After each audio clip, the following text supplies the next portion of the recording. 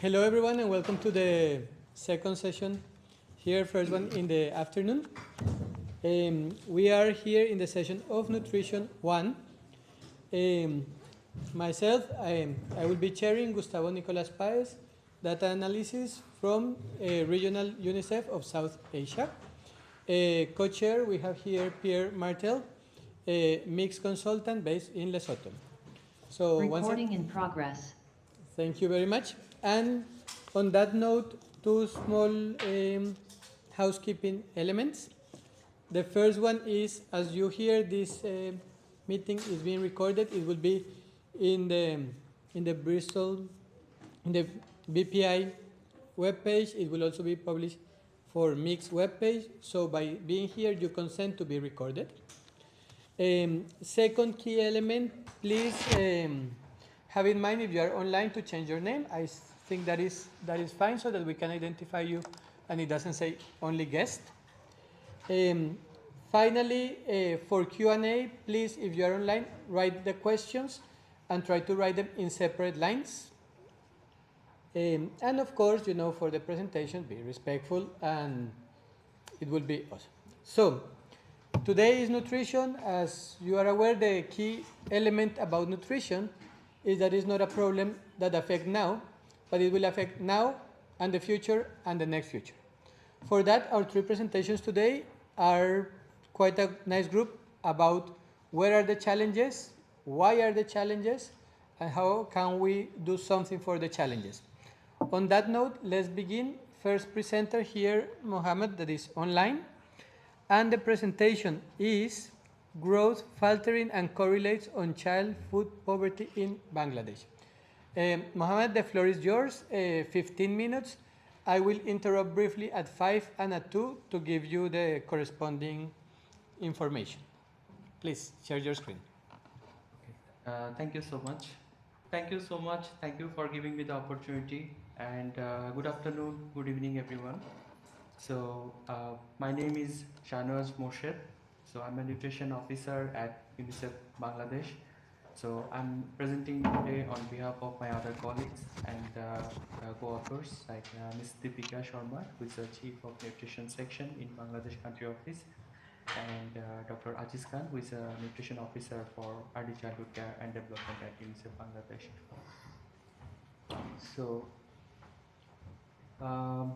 So as you may aware that in Bangladesh, millions of children are malnourished, which is a pressing issue that demands critical analysis to better understand its underlying causes.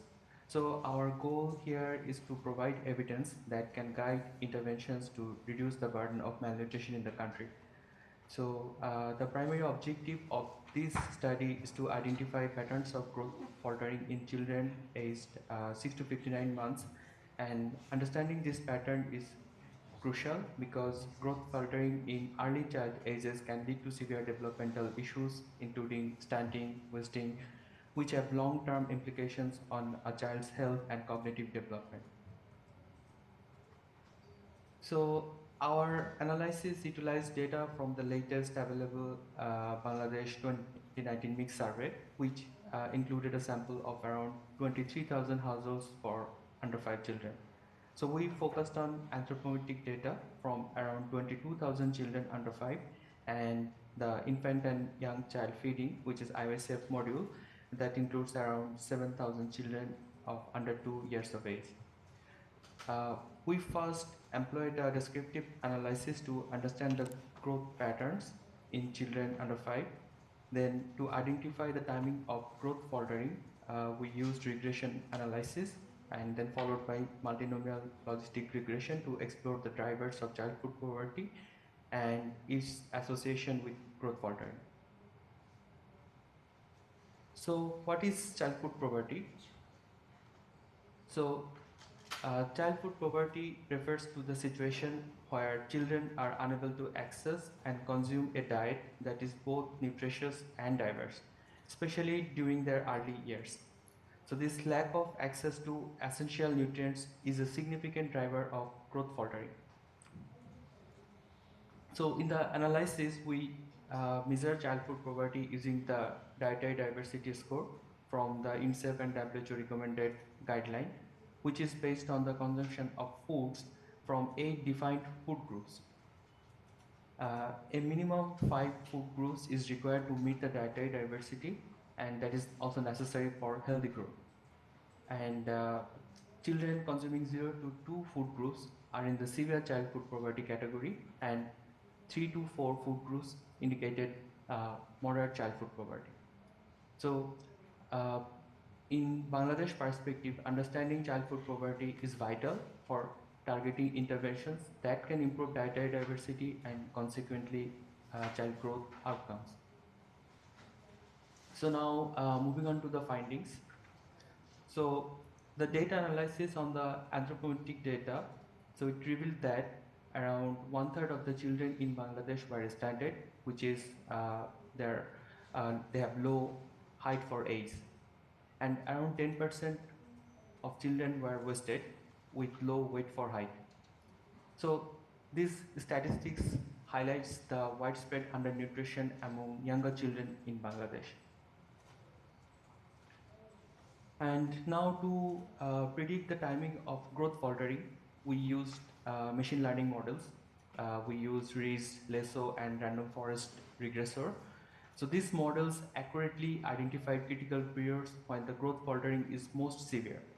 So from the analysis of anthropometric data and Z-score, it showed that growth faltering starts early with a sharp decline of Z-score between the 9 to 15 months, which you can see from the graph, and then followed by a slower decline until 2 years of age. So after which we can observe some catch-up growth, and then Z-score is plateau and increase subsequently. So this result shows that nutritional risk includes impaired growth and are concentrated mostly in the first 2 years of age. So while the first 2 years of the life are period of greater risk for impaired growth, they are also period of rapid growth and neurodevelopment. So as you know that growth faltering occurs when a child does not consume enough calories from nutrient-rich foods. So the data analysis between child food poverty and the time of growth faltering, it revealed that while the age is an important risk factor for undernutrition, but it is not the only one. So from the graph you can see that it was alarming to note that at 6 months, half of the children suffered from severe child food poverty, which means that they may be able to eat only 1 or 2 food groups in a day and sometimes nothing at all. And it is when the complementary feeding should begin to meet their daily calorie needs. So from the graph, we can also observe the trend that children are continuously deprived of nutritious and diversified diets as they grow. And the age group 6 to 11 months is particularly vulnerable, showing a significant higher likelihood of child food poverty. So we did a comparative analysis of dietary diversity, and for that we choose 2 groups, one for the severe child food poverty and for other groups of children in which children are not in child food poverty. So from the comparison, it revealed that the breast milk is fed to 90% of children living in child food poverty in early years. So this is encouraging that given a positive impacts of continued breastfeeding on nutrition and growth. And the percentage fed breast milk is slightly higher, but not significantly different among children who are not living in food poverty, which shows that continued breastfeeding is not a deterrent to diverse diet, and that diverse diet does not discourage continuous breastfeeding. However, from the graph you can see after breast milk, staple dominates the diets of these children and are mostly consumed food. However, the lower consumption of nutritious food by children living in severe child food poverty is striking. So as children living in severe child food poverty, they have significantly lower intake of flesh foods, eggs, vitamin A rich fruits, vegetables, and compared to the others who are not in child food poverty. So this disparity in nutritious food consumption among children living in food poverty is particularly alarming. So as the severe childhood poverty, children living in severe childhood poverty can significantly increase the risk of malnutrition. So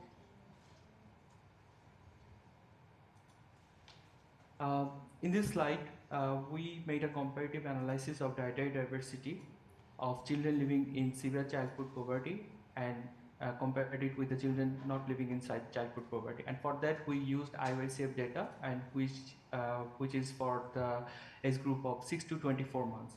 And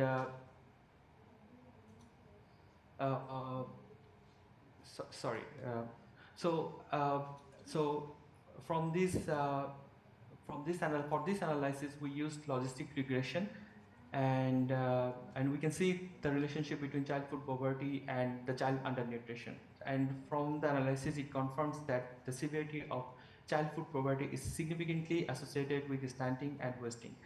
And from the odds ratio, we can see that the odds of child stunting are 20% higher among the children living in moderate childhood poverty and 30% higher among children living in severe childhood poverty.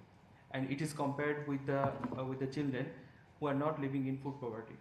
And the similar observation is for the wasting. We can see that the odds ratio of wasting are 14% higher among children living in moderate childhood poverty and 50% higher among the children living in severe childhood poverty.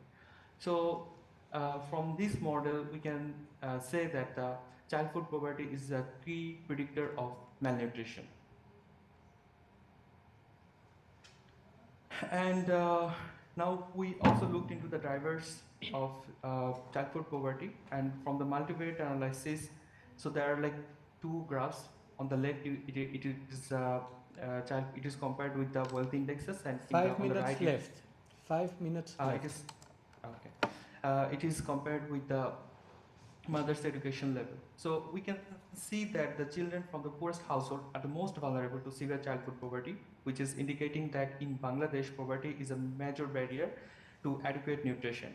And similarly, the lower levels of mother's education are also significant drivers of childhood poverty. So, so this analysis helps us in unpacking critical periods and factors contributing to childhood poverty. This evidence makes a strong case for the caregivers and the government to accelerate the efforts to promote the timely initiation of complementary feeding. So it also identifies the critical role of the government in ensuring that nutritious and safe foods are available, accessible, and affordable for children. So to mitigate the risks associated with childhood poverty, so we recommend that a system approach should be prioritized in Bangladesh to improve the complementary feeding. And also in Bangladesh, the healthcare seeking behavior is also very poor. It is around 40% among the pregnant mothers. So a key recommendation here is to reinforce the government commitment to implementing community-based nutrition interventions and also revising the essential service packages to integrate community health and nutrition actions into the strategic framework. And on the other hand, another key area to prioritize is the multi-sectoral approaches, which can be done by linking health and nutrition services with the social protection system, and that can help reduce the poverty and vulnerability among pregnant mothers and children. So, while linking with the social protection system, this should not be limited to the cash support only, but also to include service integration and IOSF counseling for the pregnant and lactating women.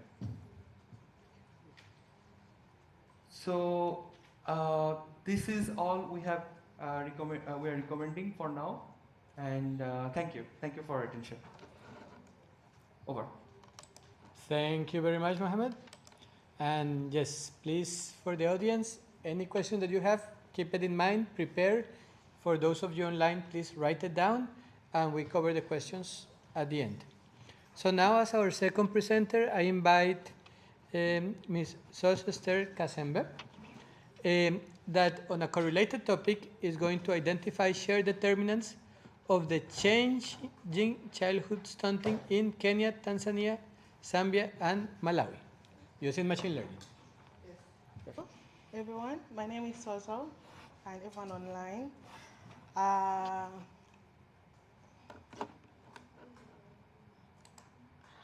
I am doing, my topic today is the identified shared determinants of childhood stunting in Kenya, Tanzania, Zambia, and Malawi using machine learning approach. I'm the main author. I was co-supervised, which was with some of my authors were Dr. Kandala, Dr. Sasee, and Dr. Lana, who helped me during this study.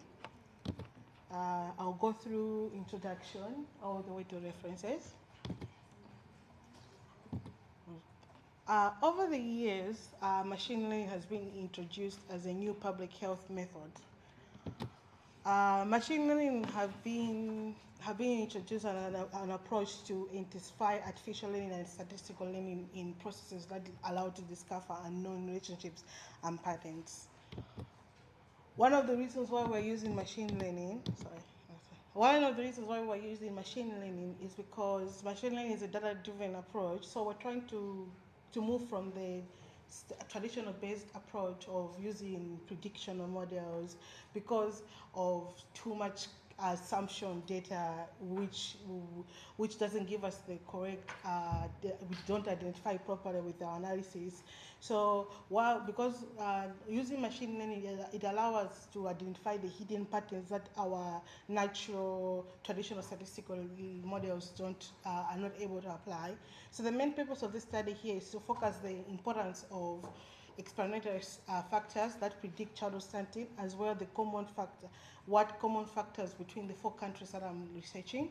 And our main hypothesis is that to able to incorporate the appropriate machine learning models in our socio-demographic variables, which will accurately identify childhood stunting using the national represented data.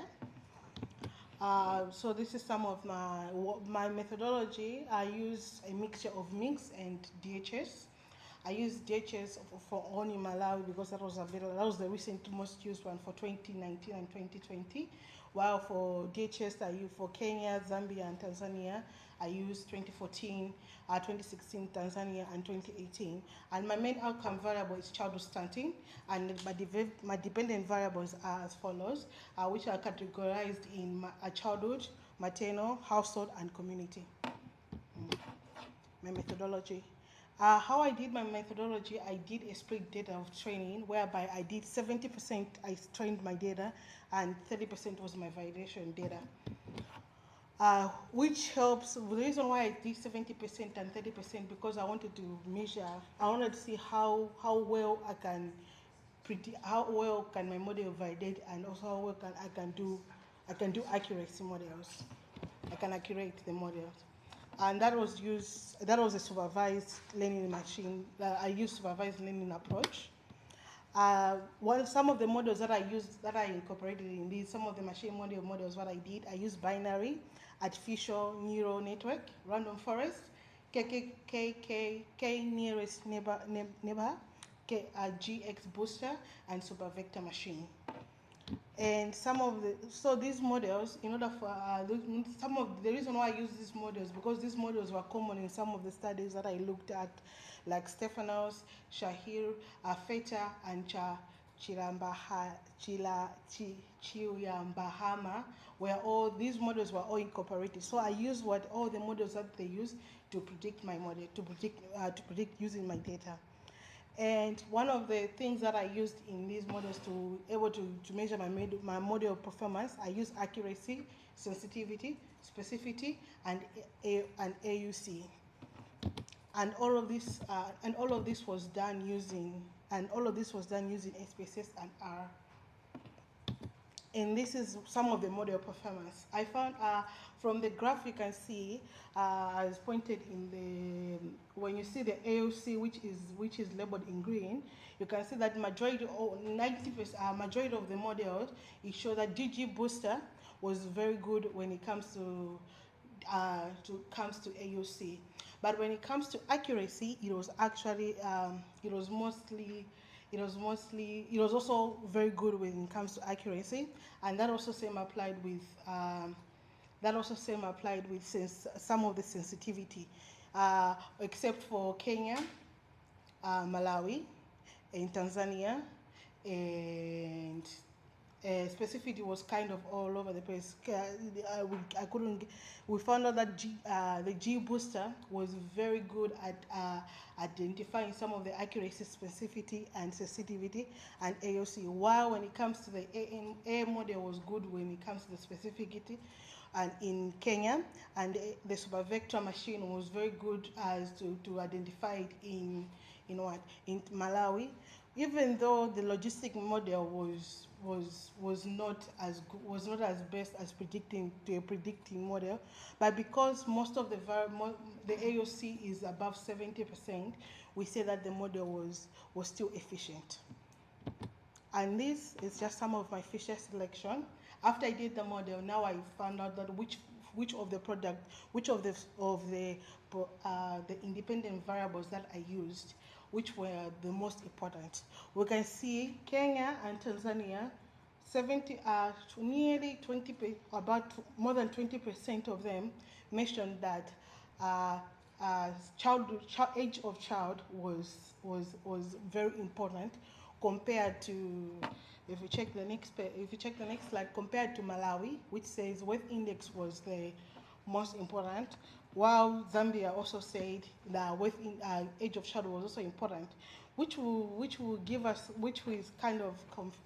kind of a you start to think about, like, why is age of child in the 3 countries important and weight index is important in this one.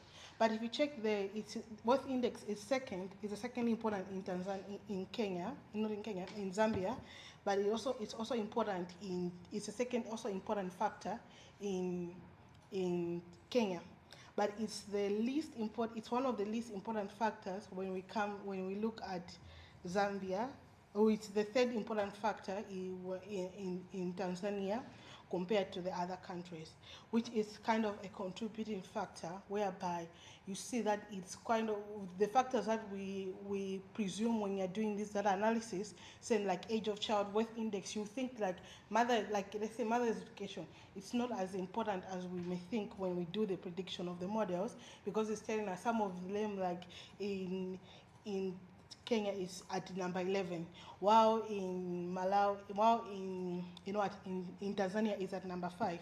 Then when we look at Malawi, it's at number 3.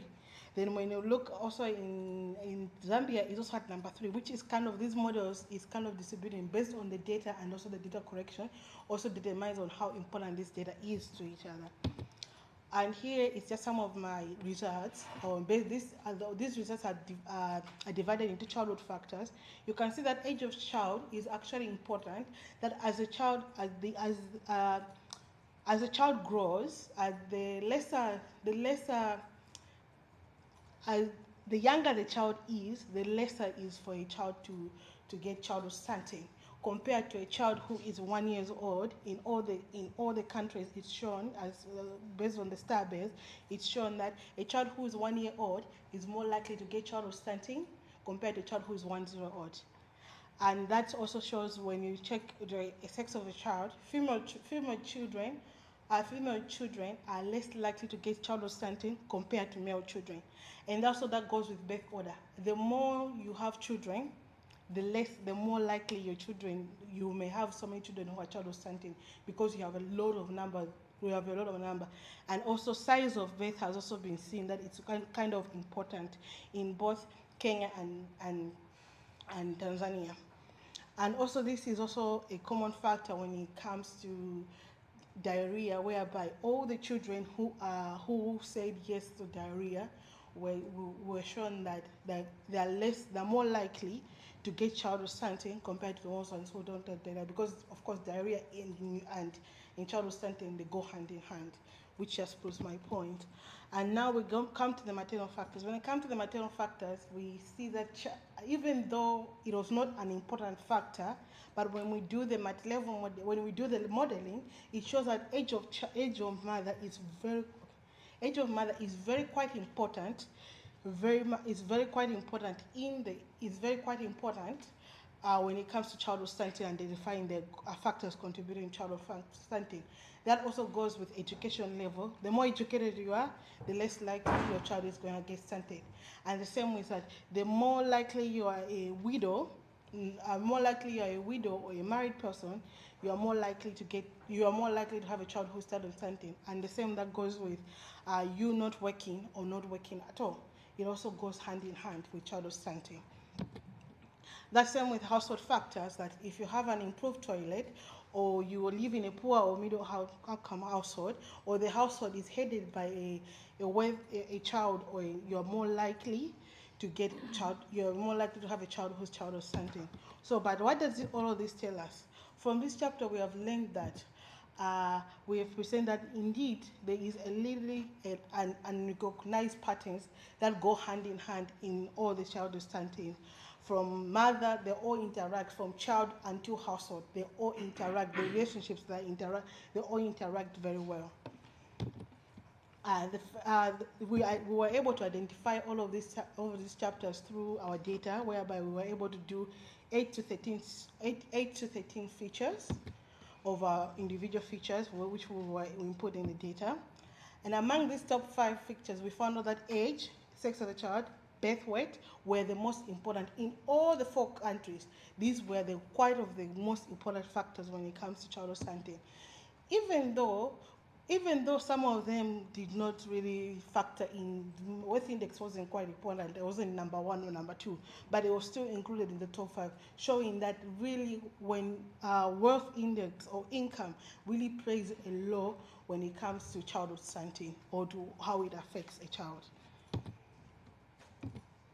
As we conclude, I can just say that these studies are really hand in hand to some of the studies that were done by UNICEF in 2019 and 2021, and by Stewart at 2013.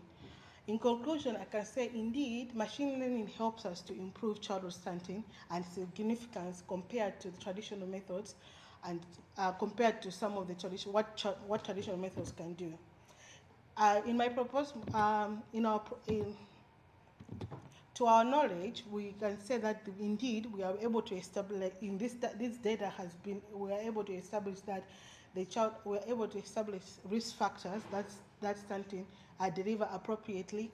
We can appropriately deliver intervention using the results that we found, because we are able to identify exactly which problem and which factor is the most important one, and how can we propose? My proposition is that we need to do early interventions to interplay the child, maternal, household, environmental, economic factors, which will help us.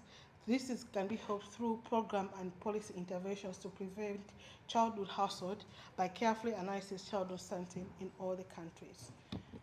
Thank you so much. Thank you. Thank you very much. Stop sharing screen. Excellent. So, last presentation of the block. We have here Barry, who will present on spatial modeling of anemia among children under 5 in Guinea. Thank you very much. The floor is yours. Okay, the work is entitled Bayesian Spatial Modeling of Anemia among Children under 5 years in Guinea. And this work is done by me and 3 other authors. We have Dr. Oscar from Taita Taveta University in Kenya, and Dr. Nelson Owuor Onyango from Nairobi University, and Professor Henry Mwambi from University of KwaZulu in South Africa. So the content of this presentation is structured as follows. The first point is the introduction. Then we have the data and the methodology. At the third point, we have the results, and at the end, questions. As introduction,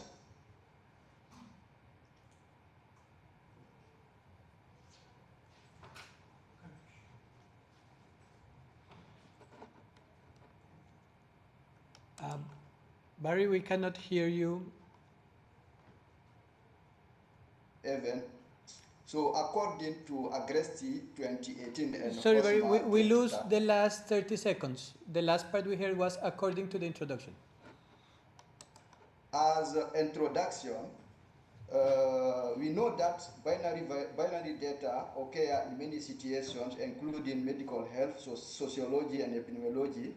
So according to Agresti and Hosma 2013, 1K model for handling the effect of several explanatory variables on the binary outcome is the logistic regression models.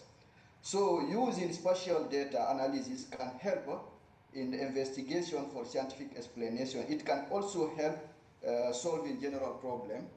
So mapping of disease prevalence and incidence is extremely useful in the context of health policy. So according to WHO 2008, anemia is global public health problem. So in Guinea, the prevalence rate of anemia among children is very high.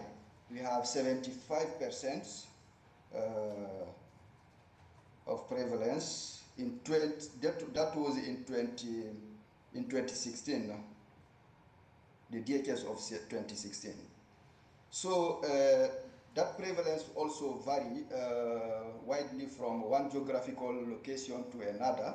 And when we compare the regions, we have in Boke region 69%, and Farana region we have 78%. And also according to the period 2012 to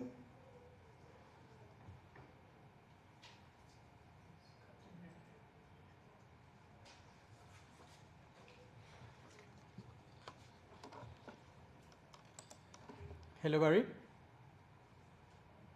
on Sorry, anemia Barry, in me Guinea. again. We lost you again. The last word we heard was according to the period. Despite the studies that have been carried out, there is a limited literature on anemia in Guinea.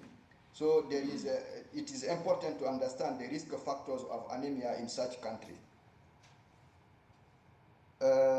Here we use in data and methodology, we use the cross-sectional data mix around 5 multiple indicator cluster survey, and those data was collected on 18,081 households, and the population which was targeted was the parents, men and women, aged from 15 to 49 years, and also the children.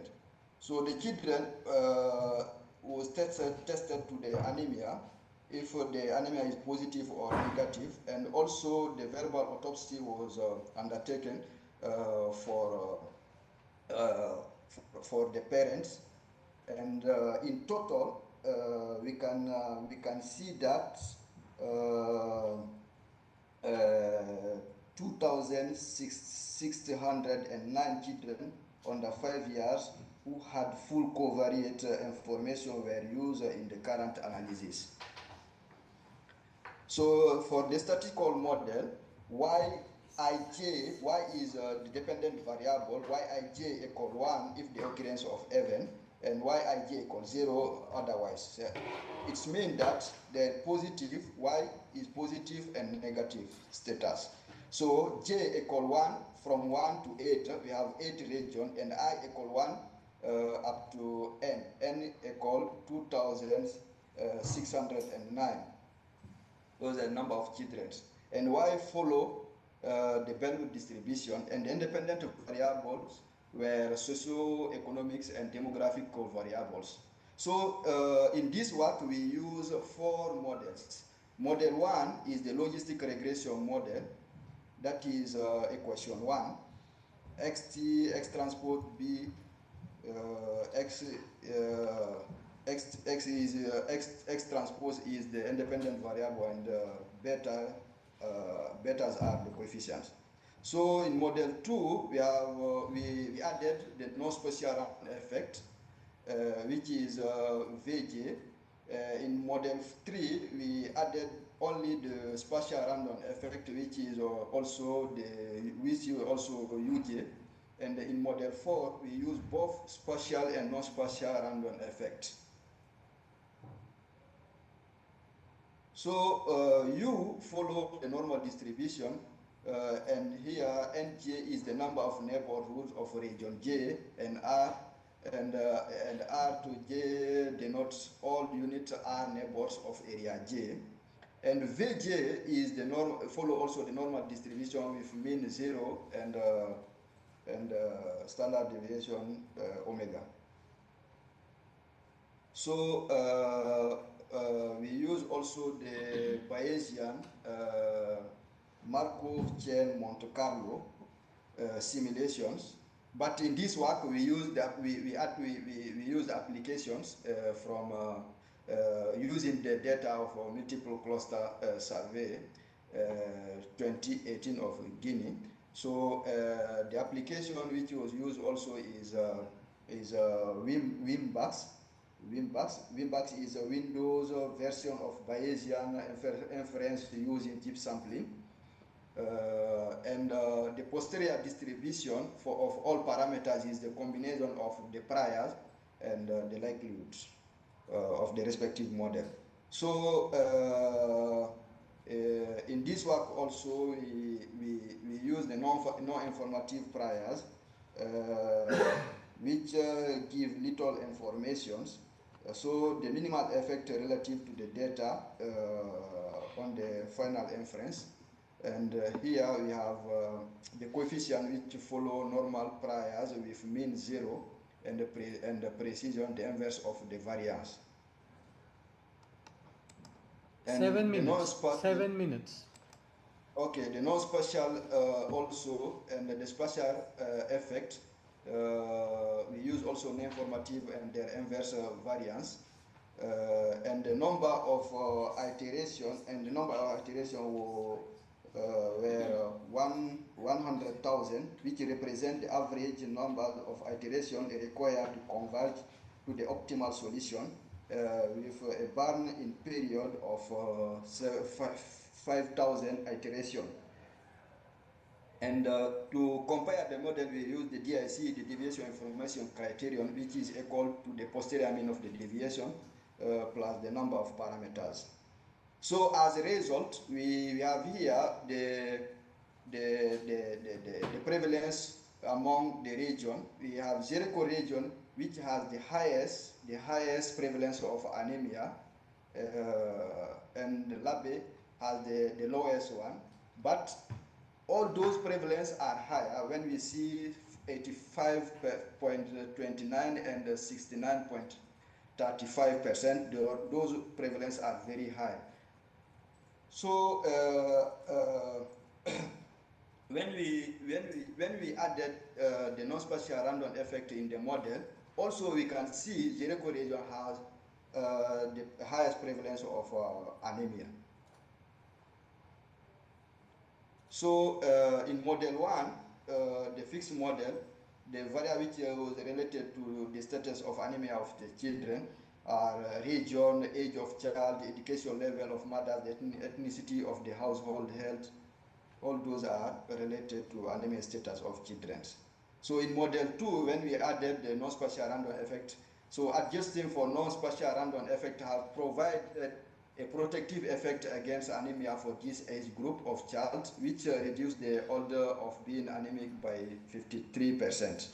So children who was also obtained secondary school or above in education had a reduced chance of being anemic, positive 33%, and children who are under the responsibility of household health from 12 ethnic group after controlling for non-spatial random effect were associated with anemia among children as well. So when we compare the model according to David Spiegelter, by comparing model, difference of 3 or less between two models cannot be distinguished, but from 3 to 7 can be weakly differentiated. But here we can see the model 2 and model 4 are the preferred models. So those are the significant variable also related to the anemia status of children. So this is the trust plot where we can see the convergence plots, this visualization. So as statistical also, the we can we checked also which was close to 1. We got to that one result also. And this result is the posterior mean of the non-spatial complement of V and the spatial complement of U. So we can see the region of Jericho, which color has the higher relative risk, 0.11, yellow color, and a few clusters also, Conakry, Boke, and Kindia with moderate relative risk, 0 to 0.1. So in conclusion, Bayesian methodology we use Bayesian methodology using Markov chain Monte Carlo method and objective identify the factor associated with anemia and to map their possibility spatial effect on anemia among children under 5 years of age. So children in Guinea with a lower age are at higher risk of anemia, and children of mothers with higher education level were more protected against anemia. Children also under the responsibility of Kisi and Pearl household health were less likely to have anemia, and Jericho region had the higher has the higher prevalence of anemia among children. So those results can be helpful for policymakers to identify the regions that require more attention to reduce prevalence of anemia in Guinea. Thank you for your attention. Excellent. Thank you very much. Okay, good. So now please, especially online here, any questions, raise your hand. Good. So I will pass the mic for the questions, and we go back.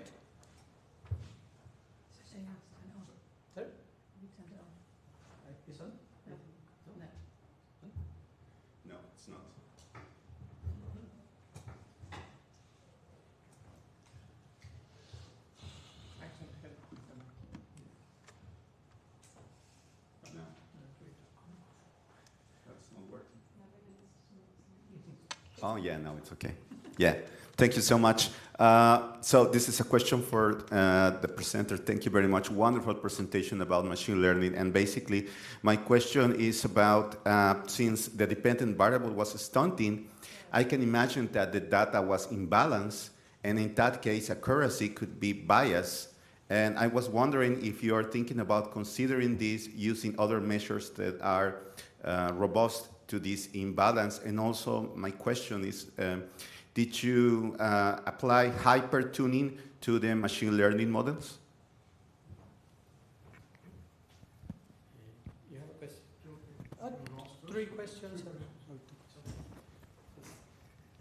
Thank you. My name is Shoila Nandi. I'm from Cardiff University. I've got 2 questions. First one to you, Sozo, if that's okay. I've been coming to these types of meetings for a long, long time, and I've been looking at malnutrition issues for a while. My simple question to this is, do you think the sexiness of machine learning is going to improve or actually see policy implementation improve in many countries? Because we've been doing funky statistical models for a long, long time. We know what causes children to be sick. I'm not saying this is not worth doing, but do you think the grander we train these models, the more nuanced we get, is going to make any difference on the ground? Long time. We don't have an answer for that. I'm not expecting an answer, but it's a discuss at the back of you have an answer for that. Many of us do at the back of our minds. But the more pertinent question, I think, is to both Morshed and to you as well in Bangladesh as well, is the issue of child order. No, the order of the children being, because whenever I travel, I see young children looking after young children. Yeah. Okay?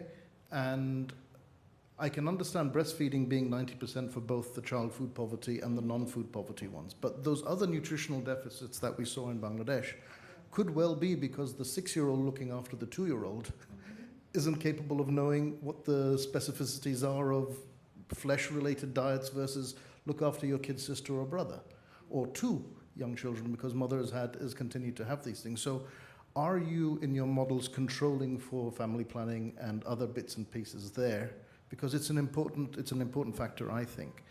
And the last thing is, I'm very interested in the dietary diversity score information and the data there, because work that we've done looking at the overlaps between multiple malnutrition, so children who experience stunting, wasting, and underweight simultaneously, We know there's really good work done by McDonald and colleagues in the States that looked at morbidity and mortality rates by children who, say, experience both stunting and wasting versus no anthropometric failures at all. And for those children with a triple failure, we know that's a 12 times more likely to die early. Okay, so those of you who are using dietary diversity score information, I'd be really interested to know whether or not, we know that kids in the top quintile, in the wealth quintile in Bangladesh, I think it was 20% were child food poor, right? But is the nature of child food poverty different depending on the overlaps of malnutrition that you're seeing? And are we seeing this combined multiple malnutrition in and amongst the lowest quintiles versus the higher quintiles? Is it the case of cheap calories versus not enough calories are having different profiles? Because they will have different morbidity profiles as well, which links back to that 13 or 12 or 13 times greater mortality rate in children with triple or double failure. So, sorry, that was me just saying points of information. Please, here first Esther, and then we pass it to online. Thank you so much for your questions.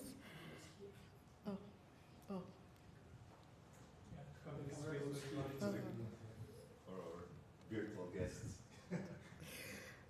Thank you so much for your question. You were talking about, if I can't, I'm trying to rephrase what you're talking about, like dietary score, and if we put it into account. But when I was, problem is that when I was doing my machine learning model, I did consider it, but I did not count it into place. But when I did my other chapter, that one was actually highly considered, because I looked at the dietary score and how much nutrition we're giving to the child. Is it a household headed, especially like you saw in one of my graphs, and on the household factors, we saw that some of like in both Kenya and Tanzania, we found out that if it's like a household-headed household, the child is likely more stunted, because of course the child might be a 6-year-old, as you're saying. She doesn't have any knowledge. The mom is not around. She won't have any knowledge on how to take care of a kid or sister, because he or she is a child, and she doesn't have that. And the education level is also, we can't say she's not educated. He might be educated, but because he or she is a child, we are not able to capture that. That could also highly affect it. But I think in other future studies, we might actually consider that and go look into more. That's why I was like, future recommendations like policy interventions. I was kind of thinking of geospatial data, whereby I can actually pinpoint those households, and also putting ethical wise in place that, okay, because I can recommend in Malawi, we can say that there are some households whereby a 5-year-old will, not a 5-year-old, that's too small, a 10-year-old will be household headed. Like the mom has gone to the village and they've left a 10-year-old.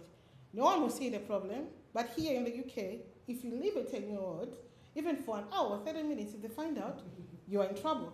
Back home, they won't see it in trouble. They'll be like, she's as long as that person can cook, as long as she can dress herself, she'll be left, and she's out of school, and education, she's not being taught.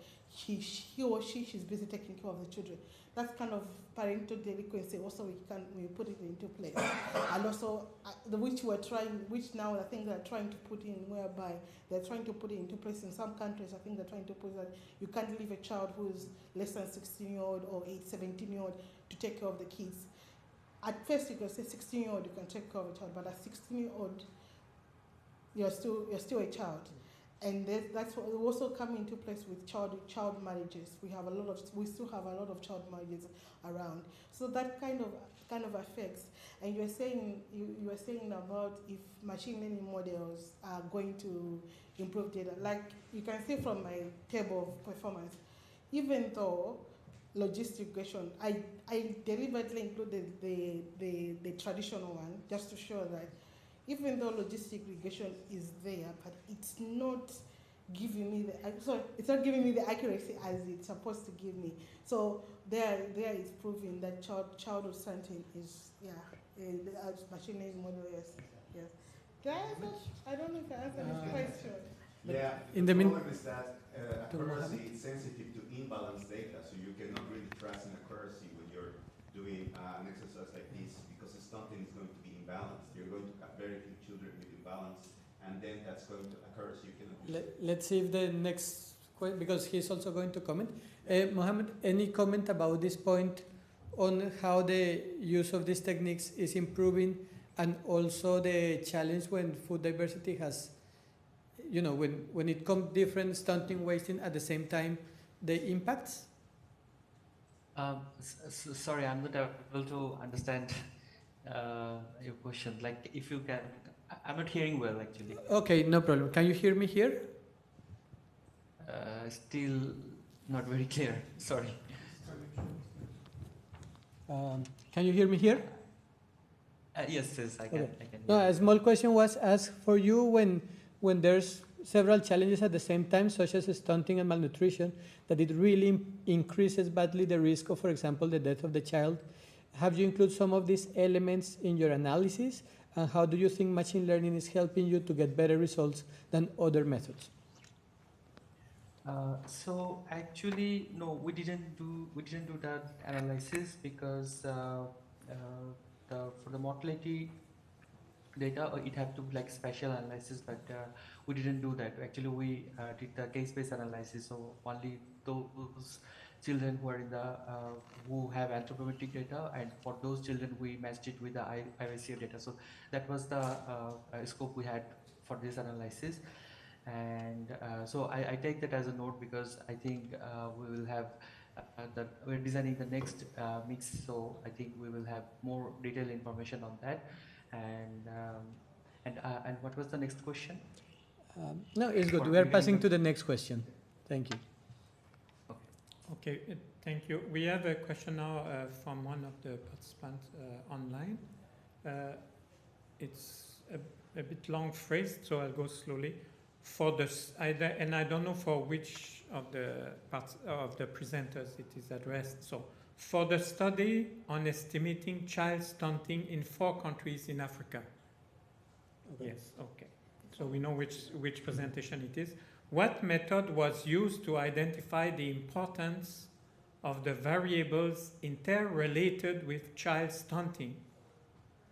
And does that differ with the type of model used, whether logistic regression or machine learning models? Also, does the type of model affect the number of indicators that was significantly correlated with child stunting in the 4 countries? Thank you. Is there any other question in the room? Okay. I will complement with that question. Hopefully it's on the same line. So one of the claims presented by the three is the use of machine learning that was also asked, and how it has helped us. But we are going very much for the data, very reduced for the modeling, as it was a claim. Yeah. One quick example to see the commonality. Think about crows, about ravens. Yeah. Ravens fly low when it's going to rain. So if you put in a machine learning algorithm, rain and crows, if you see a crow down, probably there's going to rain. But then there's the following implication. If we push that bird so that it keeps up, it will still rain. Because we didn't capture the causal mechanism, we caught a correlation. The question that has been expressed in several cases is, when we put all this data in the machine learning, how can we make sure that that data can help us to capture the mechanism rather than a correlation? For example, you have in 2 countries that twins relevant. Yeah. What is the policy implication for them not to have twins?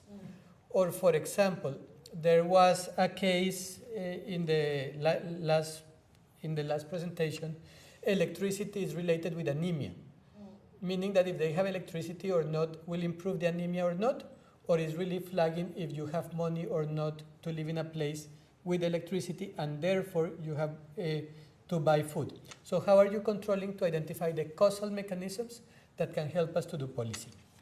And with that, we've... I was translating.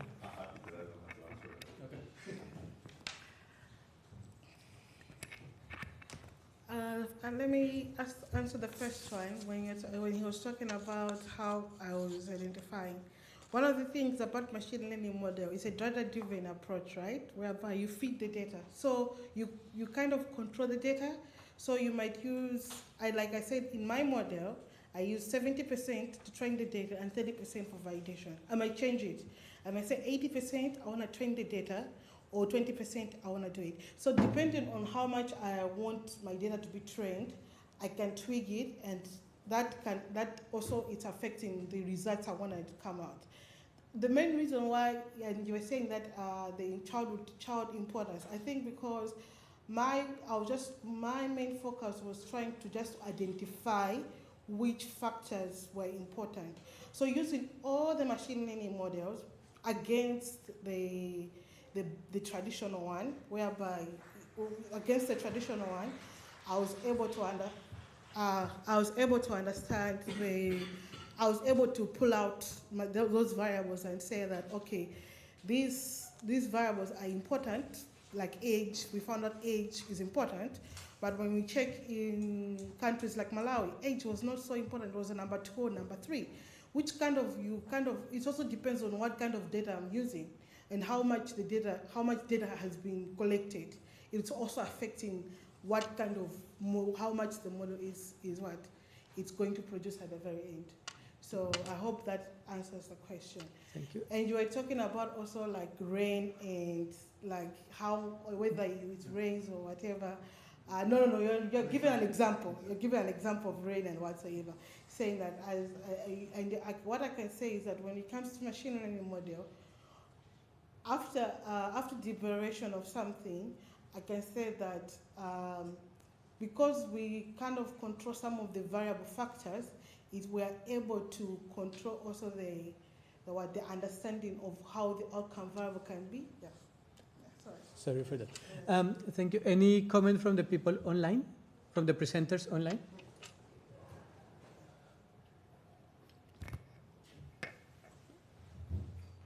Okay, no, in that case, thank you very much. We close this section here.